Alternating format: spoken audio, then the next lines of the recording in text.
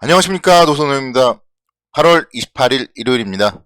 8월 29일 월요일부터 9월 2일 금요일까지 한 주일 동안의 투자 전략 살펴보는 시간을 갖도록 하겠습니다.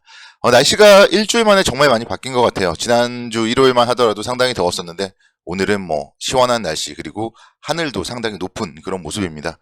이런 좀 날씨의 변화와 함께 주식시장도 좀 긍정적으로 변화했으면 하는 그런 바람을 가지면서 오늘 방송 시작을 해보도록 하겠습니다.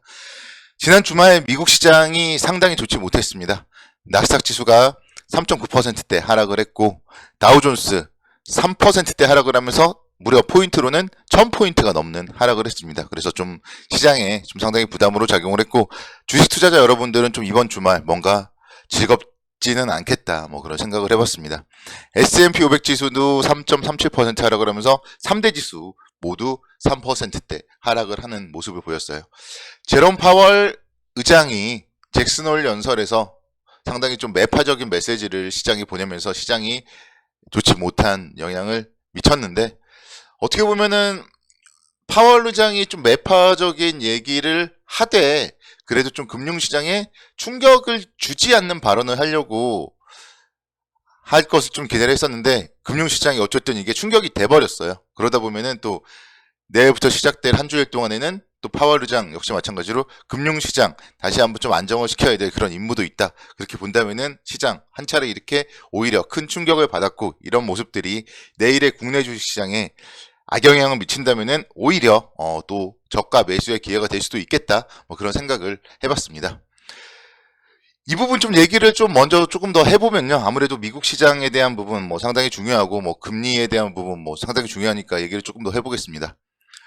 미국은 이제 9월에 FOMC 회의가 있고요. 사실 파월 의장이 7월에 FOMC 회의에서도 75 베이시스 포인트 금리 인상을 하면서 다음 미팅에서도 한 번 더 그런 큰 폭의 금리 인상이 적절할 수도 있다, 그런 얘기들을 발언을 했어요. 실제로 7월부터 9월에 대해서 좀 매파적인 발언을 했는데, 시장은 오히려 이제 7월부터는 좀 안도 랠리가 나왔었고, 그게 이제 어제 시장에, 지난 금요일 시장에 좀 악재로서 작용을 하는 모습이었습니다. 그래서 9월 달에 75 베이시스 포인트 이상 금리 인상 확률이요, 잭슨홀 회의 이후에 45%에서 65%로 상당히 좀 올라가는 모습을 보였고, 나머지 35% 정도는 50 베이시스 포인트 인상이에요. 그래서 9월에 75 베이시스 포인트 인상에 대한 좀 그런 가능성이 높아지면서 이런 부분들이 좀 시장에 악재로 작용을 했는데, 이 부분은 앞서서 언급드렸던 이미 다 알려져 있던 그런 얘기이기 때문에 그렇게 큰 악재는 아니다,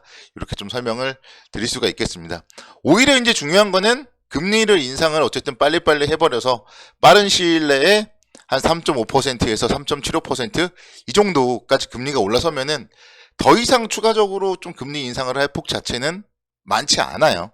그런 부분들을 감안을 해봤을 때 시장 이렇게 금리 인상을 하고 금리 인상에 대한 얘기들이 나오면서 시장이 좀 좋지 못할 때는 오히려 매수의 기회로서 활용을 하는 게 바람직하다, 이런 얘기들 다시 한번 드리겠습니다. 시장은 금리 인상 시기가 문제가 아니라요, 오히려 경기가 정말 침체가 돼가지고 금리를 인하하는 그런 시기가 문제예요. 아마 여러분들 다들 주식시장 경험이 많으신 분들은 이해하실 거예요. 그래서 이렇게 좀 금리 인상 시기, 결국 금리가 인상되고 인플레이션이 계속 지속된다, 이런 얘기는 경제가 그래도 잘 돌아간다, 그런 얘기예요. 사실 물가가 엄청나게 급증을 해버리면은, 경제가 돌아가지 않으면은 그 물가는 다시 하락을 할 수밖에 없잖아요. 근데 물가가 계속 올라가는데도 계속 소비가 이루어지고 그만큼 계속 경제가 잘 돌아간다, 이렇게 좀 생각을 한다면은 시장은 결국 인플레이션을 타면서 점점 우상향할 수밖에 없다. 이거는 한국 주식, 미국 주식 모두 마찬가지다, 이렇게 설명을 드릴 수가 있겠습니다. 9월 1일 날 미국의 8월 ISM 제조업 지수 발표가 있고, 9월 2일 날은 또 미국의 8월 실업률, 이런 부분들 발표가 있습니다. 그래서 고용보고서의 또 향방이 상당히 중요하다, 이렇게도 말씀을 드릴 수가 있겠는데, 결국은 고용이나 이쪽에서는 아마도 우리가 좀 예상된 수준에서 움직일 가능성이 높아요. 그래서 8월 실업률 같은 경우는 전달 기록한 3.5%대를 유지할 걸로 전망이 되고 있고, 이렇게 이제 고용이 잘 되고 있다, 이런 부분들을 만약에 생각을 한다면은 시장은 분명히 안정적인 움직임을 보일 것이다. 이렇게 좀 말씀을 드릴 수가 있겠고, 또 오히려 고용이 악화가 된다면은 그 부분은 또 시장에 오히려 호재로서 작용을 하겠죠.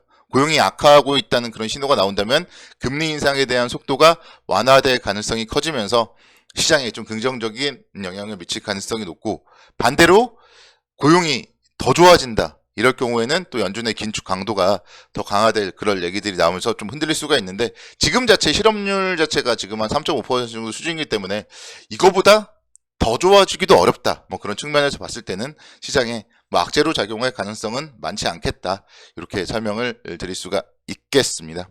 국내적으로는 또 이제 9월 1일 날은 또 8월에 뭐 수출입에 대한 뭐 발표 나오겠지만, 20일까지로 봤을 때 일단 8월 달에도 무역 적자가 좀 심해질 것이고, 그런 부분들 나올 수가 있고, 그런 부분들까지도 감안을 했을 때 시장이 뭐 주 초반에는 좀 조정을 받을 수도 있을 것 같아요. 그렇지만 조정을 받았을 때 지난주의 저점 라인 2430포인트대 정도는 지켜주면서 다시 한번 박스권의 움직임을 보일 가능성이 높다. 이렇게 말씀을 드리겠습니다. 그래서 시장은 또 역시 내일부터 시작된 한 주일 동안도 2430포인트에서 2550포인트 정도 박스권 움직임을 보일 가능성이 높다. 이렇게 말씀드릴 수가 있겠고, 사실 잭슨홀 회의 이후에 좀 뭔가 시장의 안도 랠리를 지난주 금요일날 기대했던 것도 사실이에요. 그렇지만 지난주 금요일날 미국 시장에 좀 그런 실망감을 안겨주면서 한 차례 정도 더 힘들 수는 있겠지만 그 힘든 부분은 이미 우리가 지난주에도 초반에 감내했던 그런 부분들이다. 그렇게 본다면은 너무 걱정할 필요가 없겠다. 이렇게 설명을 드릴 수가 있겠습니다. 오히려 중요한 거는요, 종목들이 중요하다. 이렇게 좀 말씀드릴 수가 있겠고, 이런 어려운 시장에서 잘 올라가는 그런 종목들에 대해서 우리는 좀 계속적으로 좀 관심 있게 지켜보셔야 돼요. 추세적으로 우상향하는 그런 추세의 기업들을 잘 봐야 된다. 이렇게 설명을 드리겠고, 오늘은 또 그런 관련해서 두 종목 정도 말씀을 드리도록 하겠습니다. 첫 번째 종목은 현대건설 좀 말씀을 드리고 싶은데, 현대건설 제가 한번 긍정적으로 말씀을 드린 이후에 주가가 상당히 좋습니다. 상당히 좋은 모습을 보이면서 48,900원대까지 지난주 금요일날 또 무려 4%대 상승을 했는데요. 현 정부의 부동산 정책 이런 부분들이 이제 점점 구체화되고 있어요. 그러면서 분양시장 환경에 대한 개선 이런 부분들은 충분히 긍정적인 모멘텀으로 작용을 할 것이고, 덧붙여서 건설업종에서 가장 중요한 거는 제가 최근에 강조드리는 해외 수주예요. 그래서 해외 수주에 대한 강점을 가지고 있는 현대건설이 건설주 중에서는 탑픽이다. 이렇게 계속 말씀을 드렸고, 수급적으로 살펴보면은 기관들의 뭐 순매수가 상당히 좀 좋습니다. 그래서 하단을 기관들이 잘 받쳐준다. 이런 부분들 긍정적 관점으로 접근 가능할 것이라고 볼 수 있겠습니다. 주가의 움직임이 계속적으로 지금 우상향을 하고 있어요. 상승 이후에 횡보, 또 2차 상승, 그 다음에 또 뭐 변동성을 살짝 보였고, 뭔가 3차 상승이 시작되려고 하는 초입이다 이렇게 볼 수 있겠습니다. 지난 금요일에 상당히 좀 큰 폭의 장대 양봉을 보였기 때문에 여기서 뭐 조정을 보인다고 하더라도 요 정도 라인 47,000원 정도, 지난주 금요일에 저점 라인 정도는 충분히 지켜줄 자리고요. 여기서 한 또 10% 정도 충분히 상승을 하면서 53,000원 정도까지는 올라설 가능성이 높겠다. 이렇게 설명을 드리겠습니다. 그래서 현대건설 이번 주에도 조정을 보이면은 오히려 사야 될 기업 중에 하나다. 이렇게 설명을 드릴 수 있겠습니다. 두 번째로는요, 엔터주, JYP 엔터. 다시 한번 또 말씀을 드리겠습니다. 2분기 실적이 상당히 좋게 나왔습니다. 영업이익이 240억 원대 나오면서 컨센서스 182억대를 상회하는 모습을 보였고요.